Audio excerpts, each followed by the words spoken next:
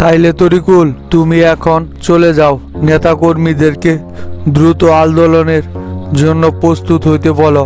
ঈদের পরে আমরা বৃহত্তর আন্দোলনে নামব।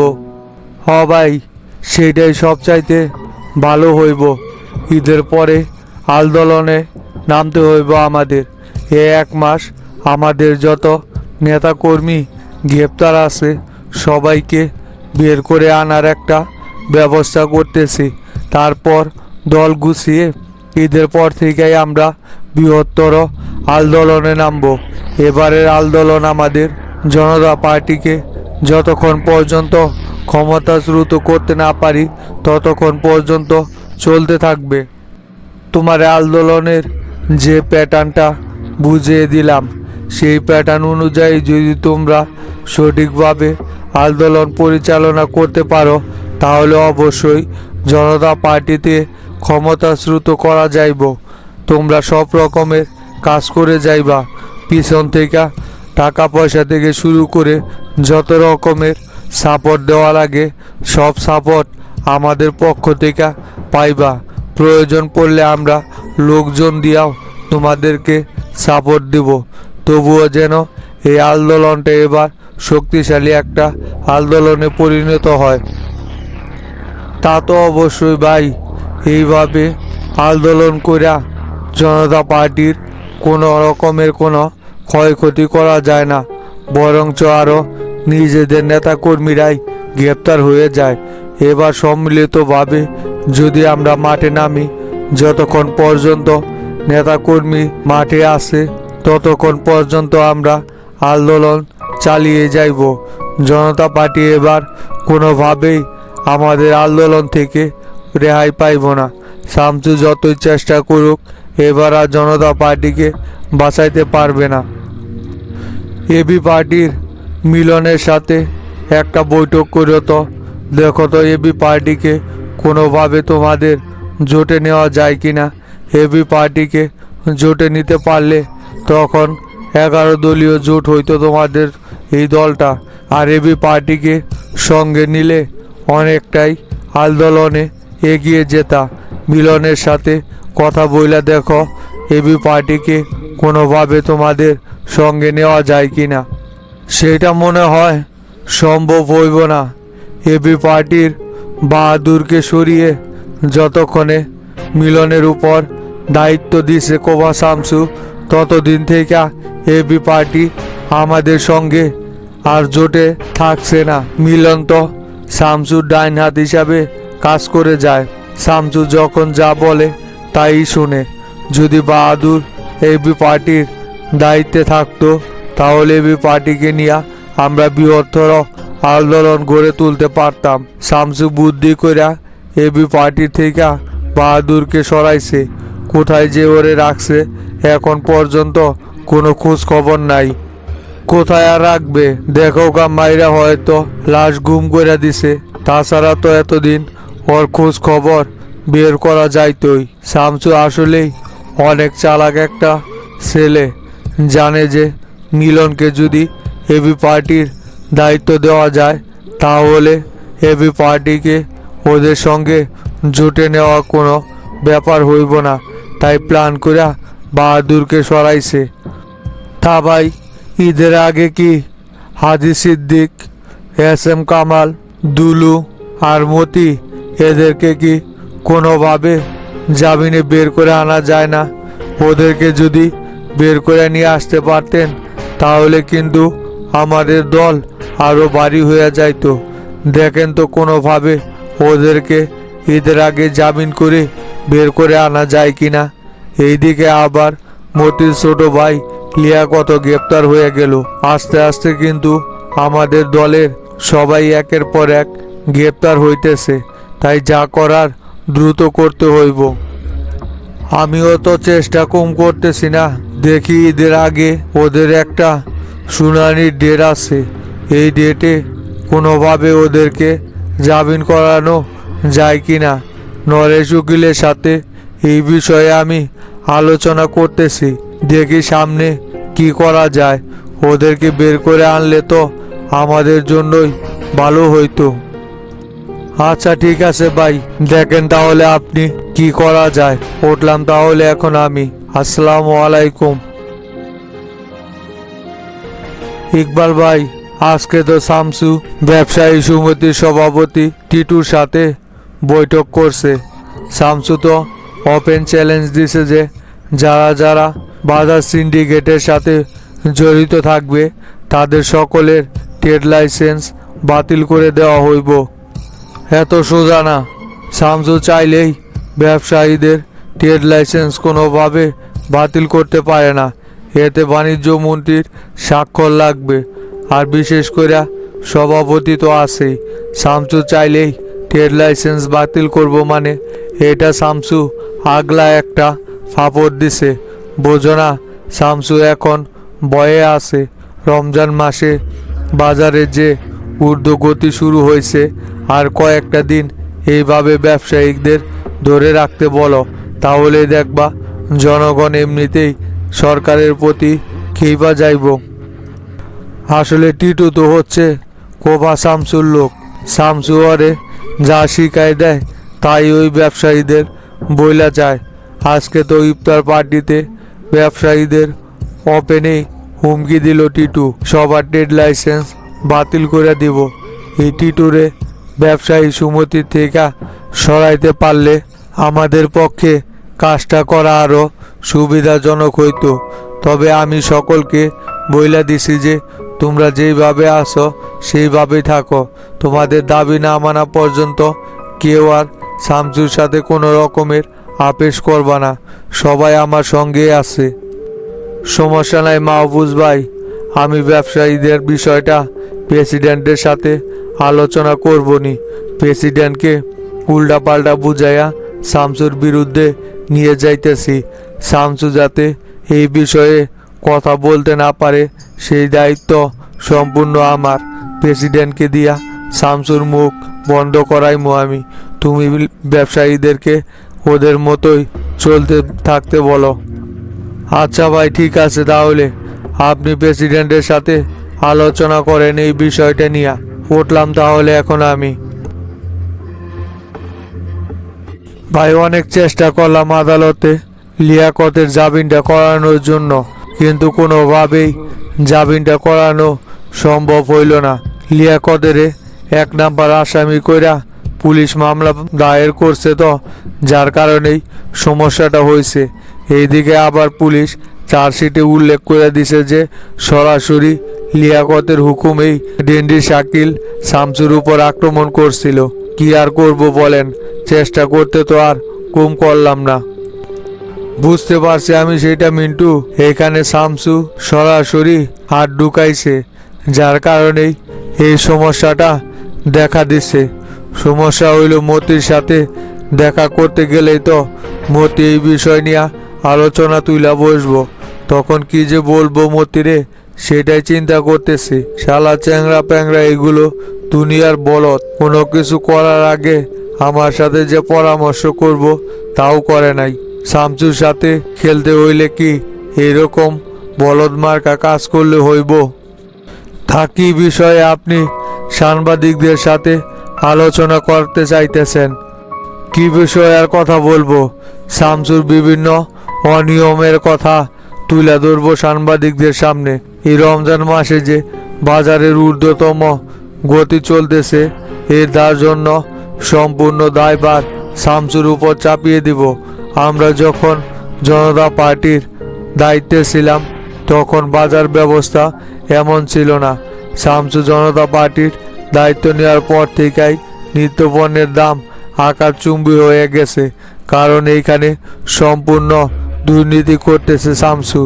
এইগুলো বিষয়ে কথা বইলা জনমনে একটা উদ্বেগ সৃষ্টি করতে হইব। বিষয়টা ভালোই হইব। ইকবাল ওই দিক দিয়া ব্যবসায়ীদের উস্কে দিছে।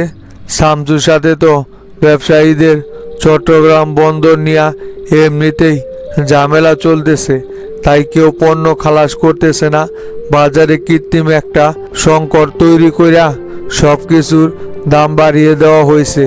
সাংবাদিকের কাছে এই কথা তুলে ধরলেই দেখবেন জনগণের জনতা পার্টির প্রতি একটা নেগেটিভ তৈরি হইব। আমি তো সেইটাই চাই মিন্টু, সংবাদ সম্মেলন কইরা জনগণের কাছে জনতা পার্টিকে একটি নেগেটিভ দিক তৈরি করতে হইব।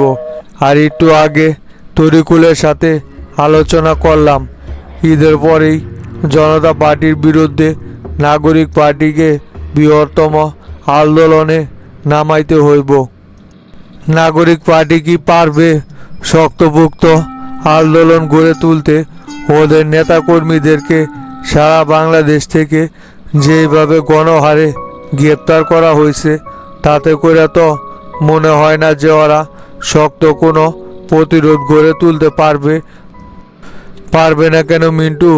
প্রয়োজন পড়লে আমরা আমাদের ছেলেপেলেদেরকে ওদের মিছিলে ঢুকিয়ে দিব, যাদের কাজ হইব শুধু জনগণকে লক্ষ্য করে নিহত করা। আর এই সম্পূর্ণ দোষ পুলিশের ঘাড়ে চাপাই দিতে হইব। আর একবার যদি সারা বাংলাদেশের জনগণ মাঠে নাইমা পড়ে, তাহলে জনতা পার্টিকে ক্ষমতায় টিকিয়ে রাখার মতো আর কোনো শক্তি থাকবে না। মনে রাখো মিন্টু, আমাদের সামনে এখন প্রধান হাতিয়ার হচ্ছে নাগরিক পার্টি। ওদেরকে ব্যবহার করেই জনতা পার্টিকে ক্ষমতাচ্যুত করতে হইব, তাছাড়া আর কোনো রাস্তা আমি দেখতেছি না। দেখেন তাহলে ওরা কি করে। যদি প্রতিরোধ গড়ে তুলতে পারে তাহলে তো ভালো, পিছন থেকে আমরা সব রকম সাপোর্ট ওদেরকে দিয়ে যাব। চলো মিন্টু, বাইরে সাংবাদিকরা আমাদের জন্য অপেক্ষা করতেছে, প্রেস মিটিংটা আগে শেষ করে আসি। চাচা, লোকজন তো সব চলে আইছে, তাই এখনো তো হাবিব ভাই, তোতা ভাই, ডন ওরা কেউ আসলো না। প্রোগ্রাম তাহলে কখন শুরু করবেন নি? সমস্যা নাই, লোকজন আইতে থাক। হাবিব ভাইয়ের সাথে কথা বলছি, ওনারা রাস্তায় আছে, কিছুক্ষণের ভিতরেই চলে আসবো। তুই এক কাজ কর, মিজান রে নিয়া বাইরের সব কিছু ঠিকঠাক করে রাখ, যাতে কোনো রকমের বিশৃঙ্খলা সৃষ্টি না হয়। না চাচা, ওইটা নিয়ে কোনো সমস্যা নাই, কোনো রকমের বিশৃঙ্খলা সৃষ্টি হইব না। আমি ছেলেপেলেদেরকে ভালোভাবেই সব কিছু বুঝিয়ে দিয়ে এসেছি, বাইরে কোনো রকমের বিশৃঙ্খলার কোনো সুযোগ নাই। তোতা ভাই আর হাবিব ভাই আসলেই পার্টিটা শুরু করে দিতে হইব। তাড়াতাড়ি ওনাদেরকে ফোন দিয়া চলে আসতে বলেন। কেরে গোল্লা, টেরা কো? টেরারে তো দেখতেছি না। ওরে যে ফোন করে আমি বললাম ইফতারের আগেই পার্টি অফিসে চলে আসার জন্য, ওই কি করে এখন পর্যন্ত পার্টি অফিসে আসতে পারলো না। টেরা ভাই আমারে ফোন দিয়েছিল, উনি নাকি উপজেলায় গেছিল মিটিং করার জন্য। সমস্ত চেয়ারম্যানকে নিয়ে 3 অফিসার মিটিং ডাকছিল, সেই মিটিংয়ে আসছিল। আমাদেরকে এদিকে সব কিছু শুরু করতে বলছে, সময় মতো উনি ঠিকই পৌঁছে যাইব। আচ্ছা ঠিক আছে, যা তাহলে তুই বাইরে দেখ ছেলেপেলেরা সব কিছু ঠিকঠাক মতো করতেছে কিনা।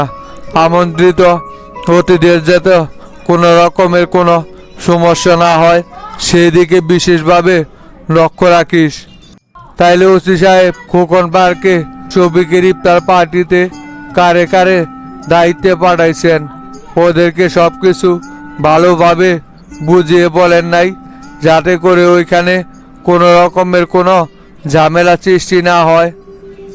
সমস্যা নাই মাস্টার সাহেব, আমি ওইখানে হাসান রে ফোর্স পাঠাইছি, ওরা ওই জায়গায় আছে। ওদেরকে আমি ভালোভাবে বইলা দিছি যে এইখানে যেন কোনো রকমের কোনো ঝামেলা না হয়। আর শফিক ভাইকেও বিশেষভাবে জানানো হয়েছে যে আপনারা যাতে কোনো রকমের গ্যাঞ্জাম সৃষ্টি না করেন, যাতে ইফতার পার্টিটা সুন্দরভাবে সফলভাবে শেষ হয়, সেই আবেদনই জানাইছি ওনাদের। যদি এইখানে কোনো রকমের কোনো ঝামেলা করার চেষ্টা করে, তাহলে পরবর্তীতে আর কোনো রকমের কোনো প্রোগ্রাম ওনাদেরকে বগুড়াতে করতে দেওয়া হবে না। আমার কথা হইল ওসি সাহেব, যার যার রাজনীতি সেই করবে। সবারই নির্বাচন করার অধিকার আছে। এইখানে কাউকে কোনো রকমের বাধা প্রয়োগ করা আমার কাজ না।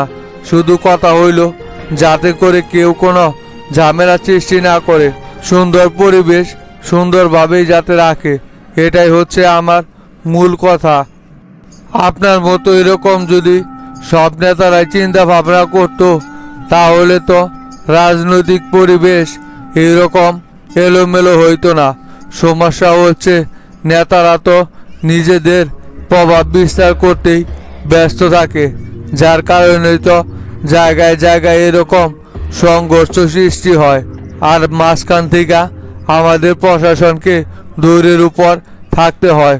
সব নেতারাই তো আর আপনার মতো এরকম মেন্টালিটি নিয়ে রাজনীতি করে না। কি আর বলবো বলেন, বর্তমানের কিছু উশৃঙ্খল নেতাদের কারণে এই রাজনীতিটাই নষ্ট হয়ে গেছে। এখন রাজনীতিবিদদেরকে কেউ আর ভালোবাসে না। রাজনীতিটাই একদম নষ্ট হইয়া পয়সা গেছে, যেখানে সবার দায়িত্ব ছিল জনগণের সেবা করার, আর তারা সেটা না কইরা নিজেদের পকেট ভরা নিয়েই ব্যস্ত থাকে।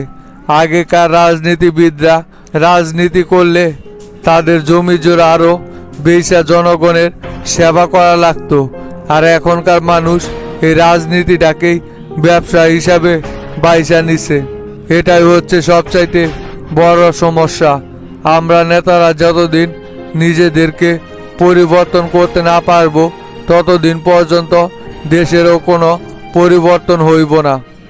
আসসালামু আলাইকুম চাচা। ওয়ালাইকুম সালাম।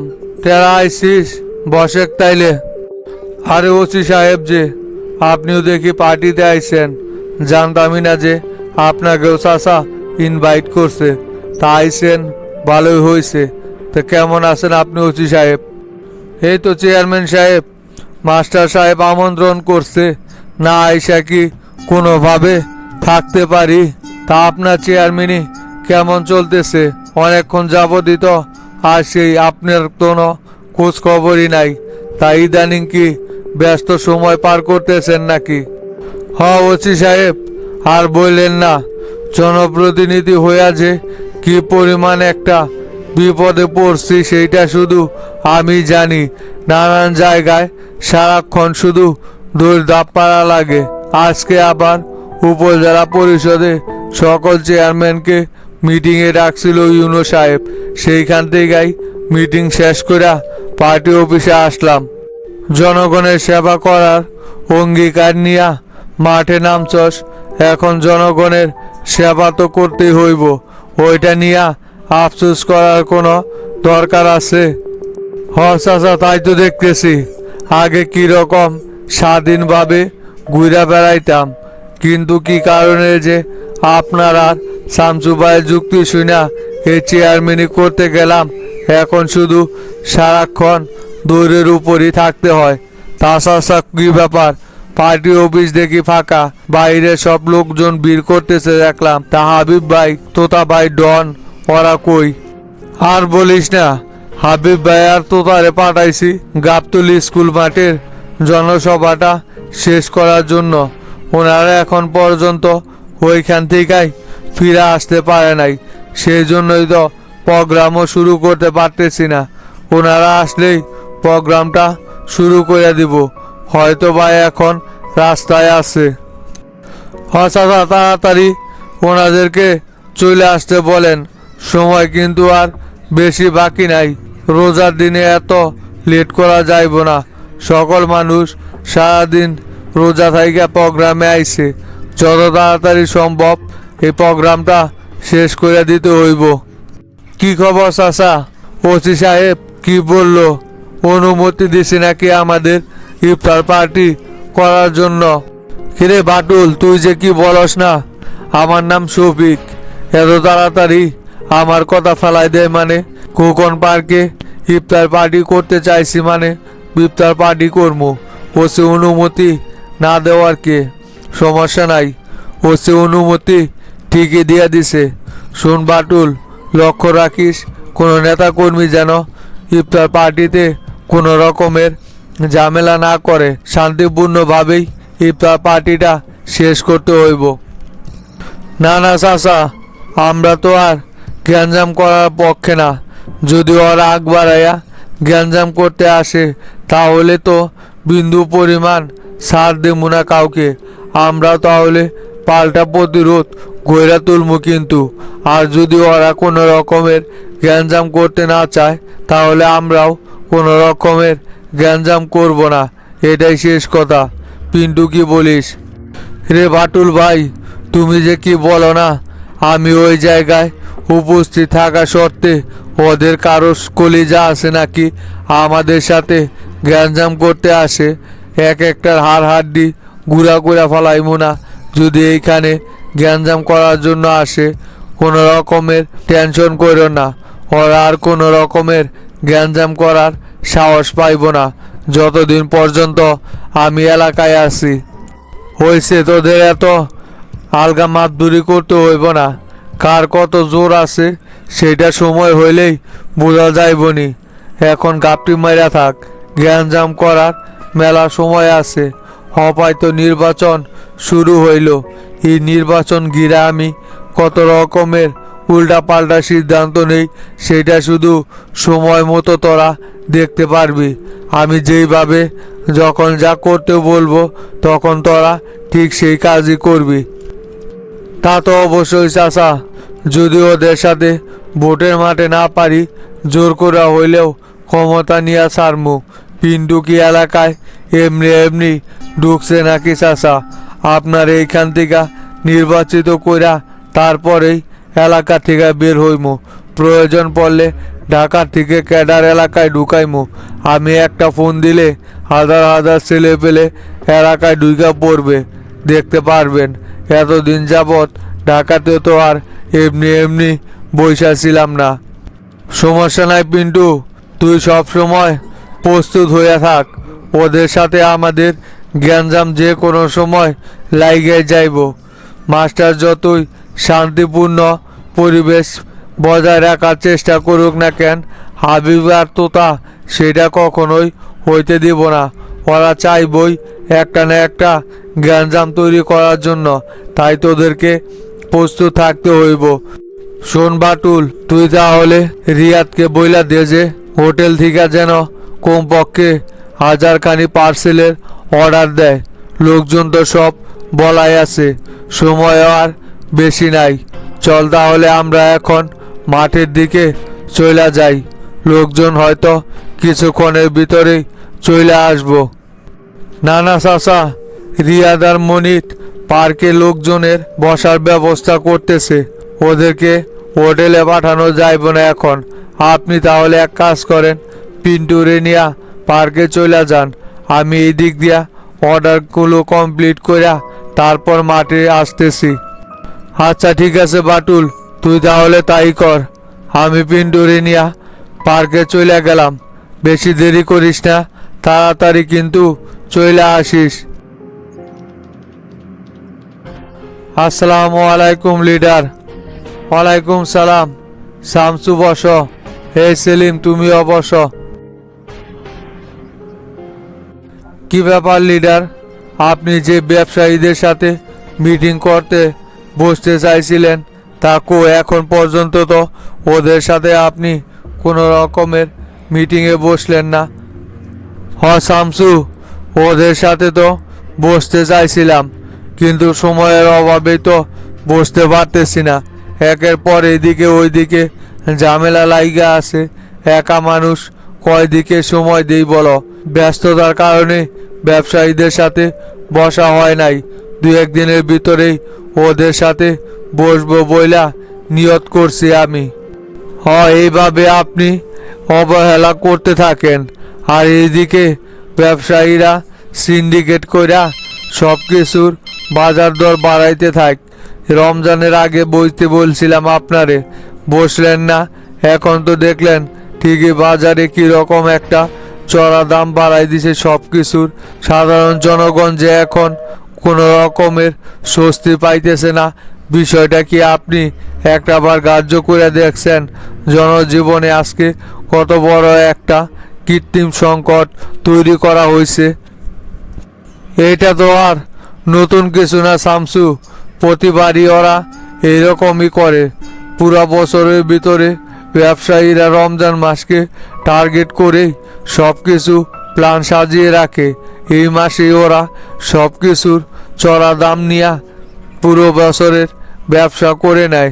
এটা তো নতুন কোনো সমস্যা না, বছরের পর বছর এইটাই হয়ে আইতেছে শামসু। এটা কেমনে কি করবা তুমি? কি করব মানে, আমরা কি ওদের কাছে জিম্মি নাকি? ওরা কি দেশের সরকার না আমরা দেশের সরকার? আমরা যে নিয়ম কারণ বেঁধে দেব সেই নিয়ম কারণ অনুযায়ী দেশে ওদেরকে ব্যবসা করতে হইব।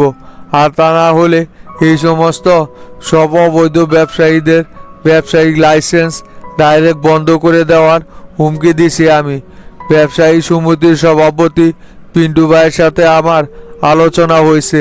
ওনাকে আমি সাফ সাফ বইলা দিছি যে যদি কেউ কোনো রকমের কৃত্রিম সংকট সৃষ্টি করে জিনিসের মালামাল দাম বাড়িয়ে দেয় তাহলে অবশ্যই তাদের বিরুদ্ধে প্রশাসনিক ব্যবস্থা নেওয়া হবে।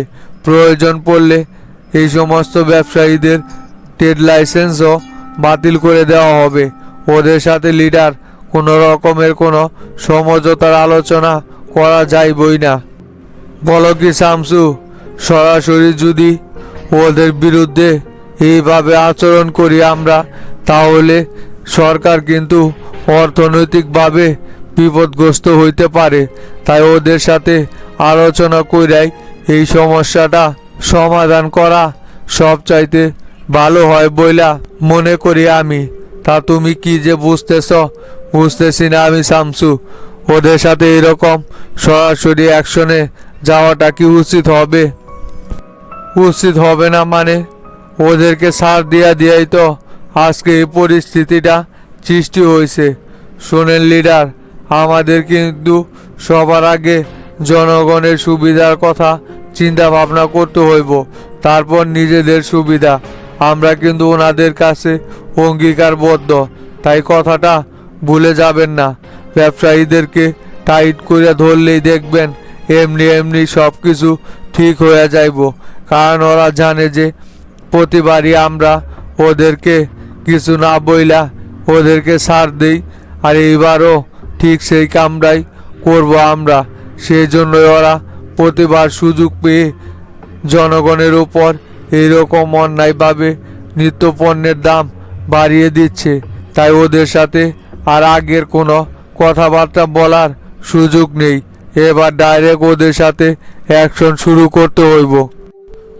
লিডার, শামসু একদম রাইট কথা বলছে। প্রতিবার তো কাদের মোল্লা আর শিল্পমন্ত্রী মিলা ব্যবসায়ী সমিতি থেকে বিপুল পরিমাণের অর্থ নিত, যার বিনিময়ে ওদেরকে সিন্ডিকেট করার সুযোগ করে দিত। পুলিশ প্রশাসন কোনো কিছুই বলতো না ওদের। এবার আর সেই সুযোগ নেই যে আমরা ওদের থেকে টাকা পয়সা নিয়ে ওদেরকে সিন্ডিকেট করার ব্যবস্থা করে দেব। শিল্পমন্ত্রীও আগেরটা নাই, আর আমরাও সেই আগের মতো নাই। কাদের মোল্লা এখন কোনো রকমের কোনো দায়িত্বে নাই। এখন যদি আমরা নিত্যপণ্যের দাম কমাতে না পারি, তাহলে ওদের আর আমাদের পার্থক্য কি হইল? আপনি লিডার বিষয়টা নিয়ে কাটাকাটি করেন না। যা করার শামসু আর আমি করতেছি লিডার। আচ্ছা ঠিক আছে, দেখো তাহলে তোমরা কি করা যায়। যেটা করলে ভালো হয় সেইটাই করো। লিডার, আমি শামসু যতদিন এই দায়িত্বে আছি ততদিন পর্যন্ত কোনো ব্যবসায়ীকে আমি অবৈধভাবে জনগণের উপর কোনো কিছু চাপাইতে দেব না। আমাদের দেশের সাধারণ মানুষ যেন নিত্যপণ্য লাগালের বাইরে থাকে, সেই জন্যই আমি সব সময় কাজ করে যাব। আপনি শুধু দেখতে থাকেন যে সামনে কি কি ঘটতে চলেছে। এই সেলিম ভাই, আপনি প্রধান সম্পাদককে দিয়া ইমার্জেন্সি বাণিজ্য মন্ত্রী মুন্সি সাহেবকে আমার সাথে দেখা করতে বলবেন। উনি কি দায়িত্ব পালন করতেছে ওনারে আমি অনেক আগেই বইলা রাখছিলাম যে যাতে কইরা রমজান মাসে পণ্যের কোনো রকমের ঘাটতি না থাকে। আগে থেকেই সকল পণ্য যেন মজুত করে রাখা হয়। তারপরে উনি কি করলো? ব্যবসায়ীরা কিভাবে বলতে পারে যে পণ্য মজুদ নেই? পণ্যের শর্ট প্রতি বছর রমজান আসলেই শুরু হয়। ওনাকে ইমার্জেন্সি আমার সাথে দেখা করতে বলবেন। আচ্ছা শামসু, ঠিক আছে, কোনো সমস্যা নাই। আমি ইমার্জেন্সি বাণিজ্যমন্ত্রী মুন্সিকে তোমার সাথে দেখা করতে বলবো নি। আর শামসু, মতির ছোট ভাই লিয়াকতকে এইভাবে বাড়ি থেকে তুলে নিয়ে আসাটা কি কোনোভাবে ঠিক হয়েছে তোমার? এইগুলো কি বলেন আপনি? আমি কেন লিয়াকতকে বাড়ি থেকে তুলে নিয়ে আসবো? ও তো পুলিশ গ্রেপ্তার করছে। সম্রাট আমারে জানাইলো যে আমার উপর যে হামলা করছিল শীর্ষ সন্ত্রাসী ডেন্ডি শাকিল, এই ডেন্ডি শাকিল নাকি লিয়াকত আর আরেক শীর্ষ সন্ত্রাসী ওসমান, ওদের দুইজনের শেল্টারে দেশে ঢুকছে আমার উপর আক্রমণ করার জন্য। ডেন্ডি শাকিল তো ওদের কাছে লিয়াকতের কথা সরাসরি স্বীকার করছে। আর লিয়াকত এই ঘটনার সাথে সরাসরি জড়িত। তাই তো পুলিশ ওকে গ্রেপ্তার করে নিয়ে আইছে। এইখানে আবার আমার কথা উঠলো কোথা থেকে? এটা প্রশাসনিক বিষয়, প্রশাসনই এটা হ্যান্ডেল করবে।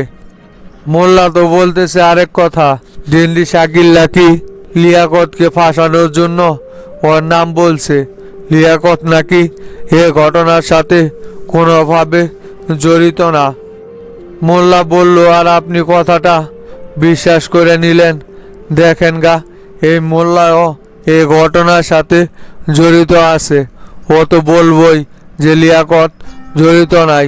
লিয়াকত তো হচ্ছে ওর গ্রুপের লোক।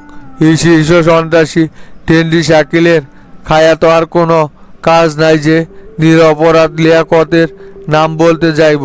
আর লিয়াকত কি কোনোভাবে ভালো লোক নাকি? ওরা তো সব সময় চাই যে আমার কোনো ক্ষতি করার জন্য। এইটা লিডার, প্রশাসনিক ব্যাপার, প্রশাসনকে দেখতে দেন। মোল্লার কথা শোনার কোনো দরকার নাই আপনার। আদালতে নাকি চালান করে দিব। মোল্লা পারলে সেইখান থেকে জামিন করায় নিয়ে আসুক। লিডার, আমারও কথা সেইটাই। যদি লিয়াকত নিরপরাধ থাকে তাহলে আদালত থেকে অবশ্যই ওকে জামিন করে নিয়ে আসতে পারবে মোল্লা। এইখানে তো আমাদের কোনো হাত নেই। পুলিশ তথ্য পাইছে, সেই তথ্য অনুযায়ী কাজ করছে। বাকি কাজ এখন আদালতের। যদি লিয়াকত নিজেকে নিরপরাধ প্রমাণ করতে পারে, অবশ্যই আদালত থেকে জামিনে বের হয়ে আসতে পারবে। আচ্ছা ঠিক আছে শামসু, দেখা যাইব নি ওইটা পরে। এখন ইফতারের সময় হয়ে আইছে, চলো তাহলে একসাথে ইফতার কইরা আসি। দেখলেন তো তোতা ভাই, আজকে গাবতলী কলেজ মাঠে কি পরিমাণ লোকজন জমায়েত হয়েছে। আমি তো ধারণাই করতে পারি নাই যে আমাদের জনসভায় এত লোকজন জড়ো হইব। এরকম জনসভা দেখা তো মনটা একদম বইরা গেল তোতা ভাই। লোকজন হয়েছে অনেক, ধারণার বাইরেই লোকজন হয়েছে। আর লোকজন হওয়ার পিছনেও কারণ আছে। গাবতলীর এই সাইডে শামসু ভাইয়ের জনপ্রিয়তা আগের চাইতে সব চাইতে বেশি। সেই জন্যই এই সাইডে জনতা পার্টির প্রত্যেকটা মিটিংয়েই লোকজন সব সময় বেশি জমায়েত হয়। শুধু সমস্যা হচ্ছে বাগবাড়ির ওই সাইডটা নিয়ে।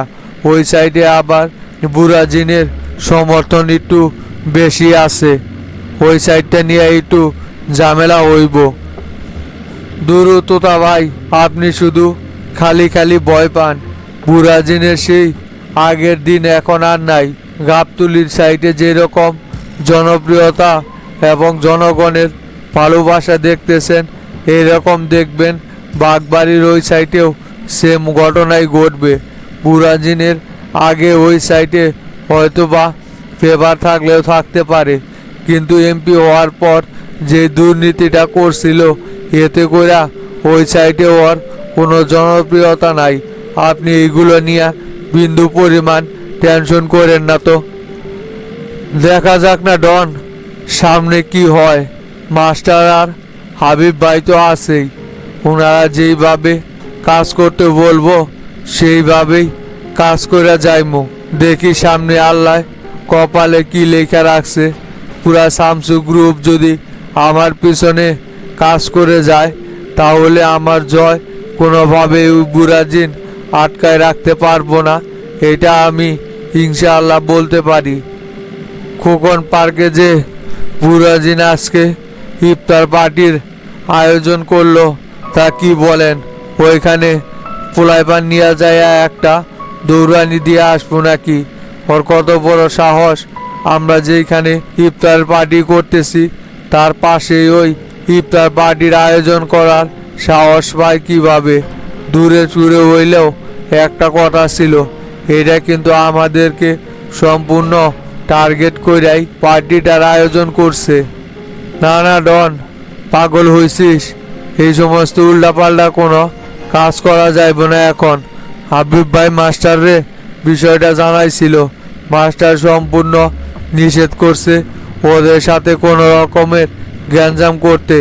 এইটা ইফতারের পার্টি, বুঝতেছিস? লোকজন সব সারাদিন না খায়া ইফতার করতে যাইব, সেইখানে যায়া যদি আমরা গ্যাঞ্জাম লাগাই দেই তাহলে লোকজন আমাদেরকে নিয়ে কি চিন্তা ভাবনা করবে বুঝতে পারতাছস? শফিক ইচ্ছাকৃতভাবে প্ল্যান করাই এই পার্টির আয়োজন করছে যাতে করে আমরা ওদের উপর আক্রমণ করি আর ওই এই দেশটা নিয়েই রাজনীতি করব। পরে সেই রকম কোনো সুযোগ দেওয়া যাইব না ডন, কোনো রকমের কোনো গ্যাঞ্জাম করা যাইব না এখন। আগে পার্টি অফিসে যাই, আমাদের ইফতার পার্টিটা সফলভাবে শেষ করে আসি। জাহাঙ্গীর কি গাড়ি চালায় বুঝলাম না, একসাথে বের হয়েছি, ওদের তো পিছনে দেখাই যাইতেছে না। সমস্যা নাই, সময় আছে এখনো, আসতে থাক ওনারা, আমরা যাই আগে পৌঁছাই। আর তুই গাড়ি এত আসতে না চালায়া তাড়াতাড়ি টানেক। মাস্টার কিন্তু ইতিমধ্যেই 2-3 বার ফোন দিয়া ফালাইছে, তাড়াতাড়ি পার্টি অফিসে উপস্থিত হইতে হইব। দেখলেন তো হাবিব ভাই, আজকে জনসভায় কত লোকজন হয়েছে। তোতা ভাইয়ের তো দেখছি জনপ্রিয়তা আসলে অনেক বেশি হয়ে গেছে। আমি তো বুঝতে পারি নাই যে তোতা ভাইয়ের জনপ্রিয়তা এতটা হতে পারে। জনপ্রিয়তাটা কি এমনি এমনি হয়েছে নাকি রে জাহাঙ্গীর? মাস্টার আর আমি কম দূর পারতেছি নাকি ওর জন্য? তোতার জন্য কি এত লোকজন আইছে? এই লোকজন সব তো আমাদের জন্যই উপস্থিত হয়েছে। তোতার আর কয়টা লোকজন আছে? সারা জীবন তো শুধু শফিকের পিছনে থাইকাই রাজনীতি করে গেছে। ওর আলাদাভাবে কোনো ভোট ব্যাংক আছে নাকি? যেভাবে লোকজনের সাড়া পাইতেছে হাবিব ভাই, এইভাবে যদি চলতে থাকে তাহলে কিন্তু তোতা ভাই এক চান্সে এমপি হয়ে যাইব। 2-1টা জনসভা দেখা কি আর বলবি বল? এটা এমপি নির্বাচন, এই 2-1টা এলাকা দিয়ে কি আর পাশ করতে পারবো নাকি? ওই শফিকেরও ভোট ব্যাংক কম নাই এলাকায়। সাবেক 3 বারের চেয়ারম্যান, একবার উপজেলা চেয়ারম্যান আর একবার এমপি। ওরে কি এমনি এমনি ফালাই দেওয়া যাইব নাকি রে? পরবর্ত এলাকায় কম জনপ্রিয়তা নাই। 2-1টা জনসভা করুক, তাইলেই বুঝতে পারবি যে শফিকের জনপ্রিয়তাটা কত দূর আছে। তা কি ব্যাপার হাবিব ভাই, শুনলাম শফিকও নাকি খোকন পার্কে ইফতার পার্টির আয়োজন করছে আজকে। তা আমাদের পার্টি অফিসে ইফতার পার্টির আয়োজন থাকা সত্ত্বেও শফিক এত কাছাকাছি কিভাবে ইফতার পার্টির আয়োজন দিল? নাকি কোনো রকমের কোনো গ্যাঞ্জাম করার চিন্তা ভাবনা করতেছে? ওইদিকে আজকে গ্যাঞ্জাম লাগতে পারে নাকি? আরে না না, শফিকের কি আর সেই সাহস আছে নাকি রে যে গ্যাঞ্জাম করব? শামসু গ্রুপের সাথে গ্যাঞ্জাম করে যে টিকতে পারবো না শফিক, সেটা শফিক খুব ভালো করে জানে। আর ওইখানে প্রশাসনও উপস্থিত থাকবে, সমস্যা নাই, কোনো রকমের গ্যাঞ্জাম সৃষ্টি করতে পারবো না। আর তারপরেও যদি গ্যাঞ্জাম করতে আসে তাহলে তোরা তো আসোসই, তোরাও পাল্টা প্রতিরোধ গড়ে তুলবি। তা তো অবশ্যই। রন ভাইও সবাই রে সেই কথাই বইলা রাখছে। আমাদের সকল ছেলে পেলে প্রস্তুত আছে। ওরা যদি কোনো রকমের গ্যাঞ্জাম সৃষ্টি করতে চায়, একটা ওইখান থেকে আর হাড্ডি ঠিক করে পালাইতে পারবো না। কি হয় না হয় সেটা পরেরটা পরে দেখা যাইবনি। তুই এখন তাড়াতাড়ি গাড়ি চালা। এত ঢিলা যে তুই, ডন আর আমি একসাথে বের হইলাম, ওই গাড়ি নিয়ে মনে হয় এতক্ষণে পার্টি অফিসে চইলা গেছে, আর তুই এই গরুর গাড়ির মতো গাড়ি এখনো চালাইতেই আসস। বারবার মাস্টার ফোন দিতেছে, কয়টা বাজে সেই দিক তোর নজর আছে? আমার কি দোষ হাবিব ভাই, গাড়ি তো সমস্যা। বারবার করে বলি আপনারে নতুন করে একটা গাড়ি নেন, আপনি তো আমার কথা কানেই নেন না। হয় গাড়ি নিতে চাইলেই তো নেওয়া যায়, তাই না?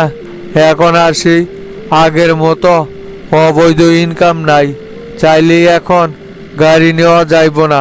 তুই এত কথা না বইলা তাড়াতাড়ি গাড়ি চালা।